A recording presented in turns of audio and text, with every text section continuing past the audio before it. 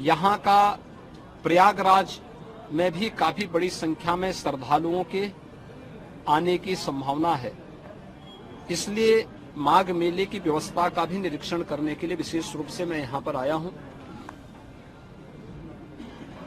पहली बार यहाँ पर माघ मेले को विस्तार देने का कार्य हुआ है और प्रयास किया गया है कि यहाँ पे माघ मेले में लगभग 800 हेक्टेयर क्षेत्रफल में इस पूरे मेले को विस्तार दिया जाए। पहले की तुलना में इसको बढ़ाने की कार्य हुआ है। 6 सेक्टर बनाए गए हैं।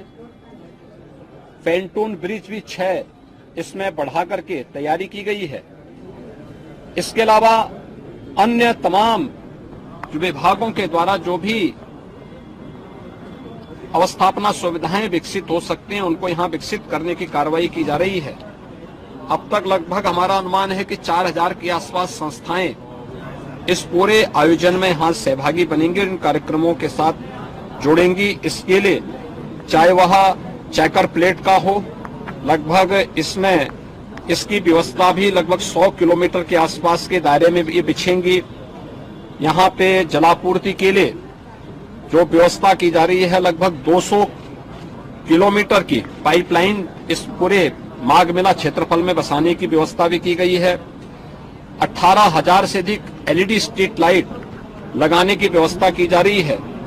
ड्रेनेज पाइप भी यहाँ पे लगभग 63 से 65 किलोमीटर की बिछाने की कार्रवाई की जा रही है। 21,000 शौचालय, स्वच्छ और भव्य कुंभ के लिए शौचालय की अपनी व्यवस्था है।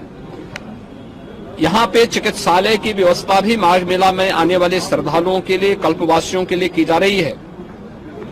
और इस पूरे व्यवस्था के साथ साथ हम लोगों ने स्नान घाट की व्यवस्था भी यहाँ पर करने के लिए निर्देश दिए गए हैं, जिसमें विशेष रूप से 8,000 फीट से अधिक के जो है घाट, स्पेशल घाट यहाँ पे तैयार किए जा रहे हैं मेले की दृष्टि से। गत वर्ष की तुलना में कल्पवासियों की संख्या बढ़ने की भी यहाँ पे संभावना है और उसी को ध्यान में रख करके सारी तैयारियां की जा रही हैं। यह एक अवसर होगा माघ मेला हमारे लिए 2025 के प्रयागराज महाकुंभ की तैयारी की एक ट्रायल करने के लिए, उसकी एक प्रारंभिक भूमिका तैयार करने के लिए, और पूरी टीम उसी दिशा से यहाँ पर कार्य कर रही है। ट्रैफिक की व्यवस्था को सुनिश्चित करने का कार्य हो या फिर यहाँ पर पार्किंग के स्पेस को,